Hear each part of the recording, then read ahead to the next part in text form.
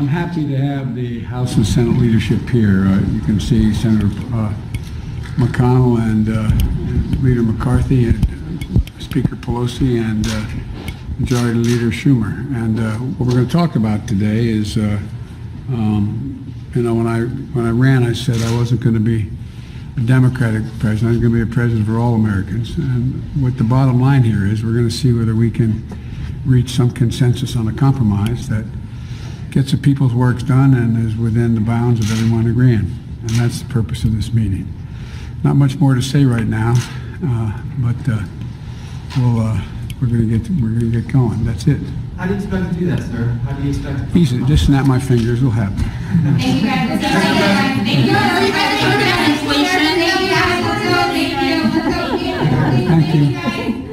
Thank you. You see, the federal government operates with your tax dollars that you work very hard for. And all of those tax dollars pay our salaries, my salary and everyone else's salaries. As a matter of fact, those hard-earned tax dollars that the IRS makes sure that you send in, guess what? Those tax dollars pay for the buildings. They pay for the light. They pay for the bills, the lights. They pay for every single... Here's what I need all of you to do. I need you to get on board with me. I've already told almost every single Republican in the GOP conference in the House that I will primary them and personally spend money against them in their primary if they vote for the infrastructure bill or the $3.5 trillion budget. And the reason why is we have, unfortunately, weak Republicans in the House that see this infrastructure bill is like it's a big temptation for them because they think they can go home and tell the people in their moderate districts that they worked across the aisle with bipartisanship and passed infrastructure. But that is not what this is. There is no excuse for any Republican in the House to hand over America to AOC and the radical communist squad, Ilhan Omar, Rashida Tlaib, and the rest of them. This is what Nancy Pelosi is going for. Today, instead of 50% of the elderly being poor, the number is too high, but it's down to 10%. And we're doing all of that at a very modest administrative cost. Now, there are some people who say, you know, we have a serious deficit problem. We do. $1.6 trillion deficit, $14 trillion debt.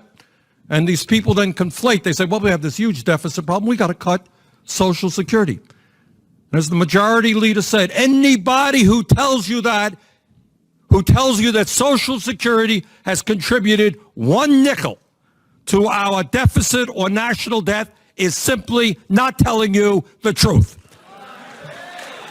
Well, you use that word.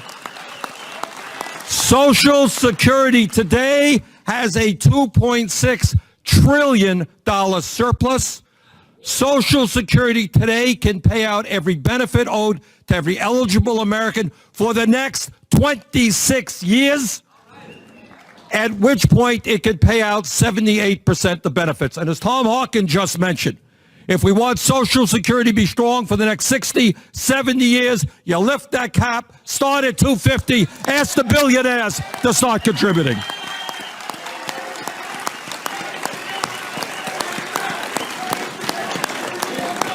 And the other point to be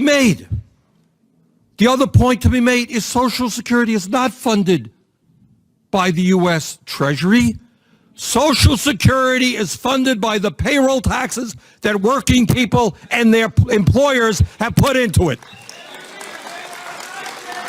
Now, if you want to talk about the deficit, talk about the wars. Talk about tax breaks for billionaires. Talk about the Wall Street bailout. Don't talk about Social Security.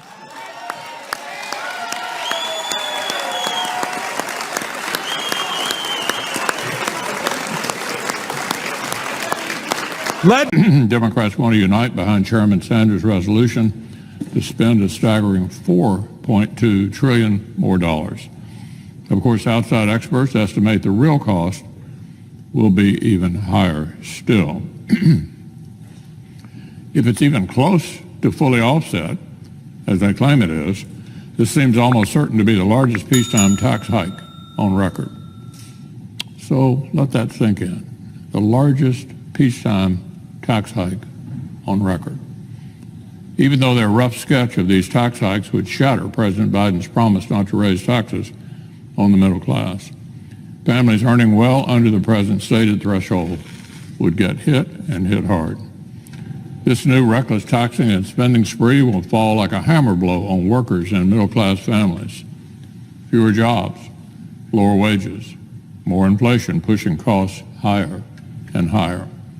What our colleagues are proposing and planning is absolutely jaw-dropping. People want to pretend this is just business as usual, just liberals doing liberal things using Senate procedure. Make no mistake, this reckless taxing and spending spree is nothing like we've seen, nothing.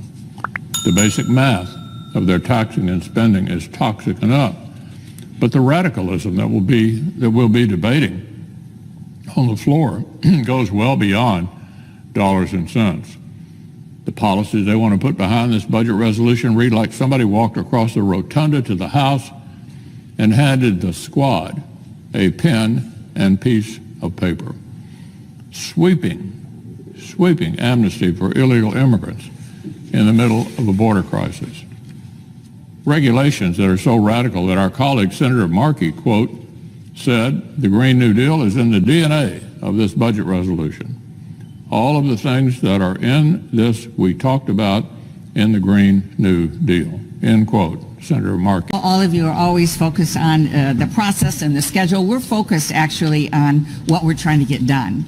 And that's what we're very excited and committed about. All most Americans want is just a fair shot to be able to take care of their families and get ahead. And Democrats aren't leaving until we get key things done to help them do that. That's just plain and simple. Working with Republican colleagues when they share our values, which is terrific, and continuing on our own to complete the agenda American working families need and deserve. But we're not stopping there. We can't build back better without building up our families. We're going to continue the biggest tax cut in a generation for working families, and we're going to bring down the cost of the things that keep people up at night. Childcare, cost of medicine, cost of college, and more. And the good news is we can pay for all of it. We can pay for all of it by just making sure that millionaires and billionaires pay their fair share. People who are working hard every day are just trying to get ahead, and they need to know that someone has their back. And the good news is we do.